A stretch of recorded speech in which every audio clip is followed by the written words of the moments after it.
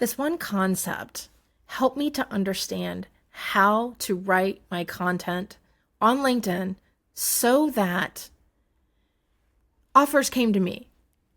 People I wanted to work with came into my world. I didn't chase anything. I didn't have to force anything. It just kind of seemed like it materialized. So I want to share it with you in this one concept. And I use human design as a way of working through it. But you literally could do it with any way of being able to see yourself, even if it's not through human design. So understanding attraction in your business, there's two distinct phases how people connect with you and your work. And this very first one was the one that I wasn't doing.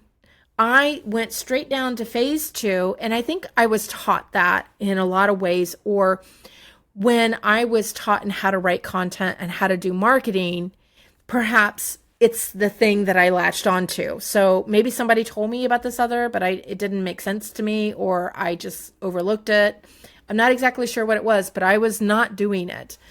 And taking some manifesting courses that opened my eyes to what this concept was, but ultimately it was through human design that when I was playing around with my own content and trying a bunch of different things, that this is when I was like, oh my gosh, every time I do this, it works.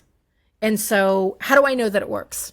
When I'm mostly on LinkedIn, if you're on LinkedIn, come over, say hi, send me a connection request. I'd be happy to connect with you.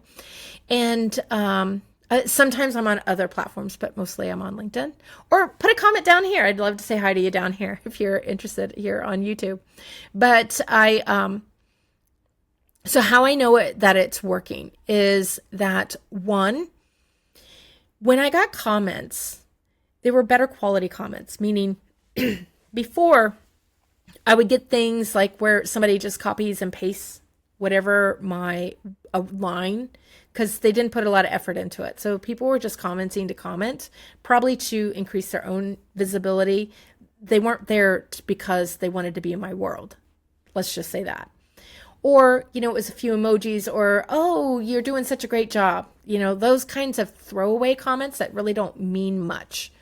And it shifted to people sharing their stories, their vulnerabilities, things that I wasn't expecting them to share.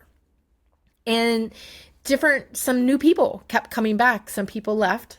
Repelling is another powerful way of knowing when something works. It also changed on my DMs. I don't get pitch slapped anymore. It's very rare if I do. And that was a big change. That was probably the most noticeable change for me, because that meant when I was getting all those pitches in the DM, it was people who obviously could tell that something was wonky, that something wasn't coming across, that was fuzzy or mixed signals in whatever I was sending out in my content. Now, some of the content that I had put out at that time was based off of other people who I knew it worked for. I knew it was a moneymaker for them, but it wasn't for me. And I think that's something that we don't all talk about enough. Marketing is often like it's a one size. This is how you do it. It works for everybody. Yeah, it works for everybody who has that kind of design. And my design is different, so it works differently for me. And maybe you've experienced that too. So let me read through. This is from the Ideal Client HD report that I do to help other people with finding what I call their red frequency. And the red frequency is phase one. It's the key thing. And it's called the red frequency. I named it that because red is the color that people can see from the furthest distance, no matter what the weather conditions are. That's why you have red lights, you have red exit signs, you have red stop signs, red curbs, because people can see them. So there you go. That's what we want. We want people to see the first thing before they even fully recognize it. This is the first point of contact. Opposites attract. Someone notices something in you that they feel is missing or underdeveloped in themselves. You don't need to name it directly for them to feel it. They're drawn to what you do that they don't yet, what you have that they want. They're drawn to what you've developed that they haven't yet explored or fully owned. This is often unconscious, but it's powerful. Your frequency is already working in the background.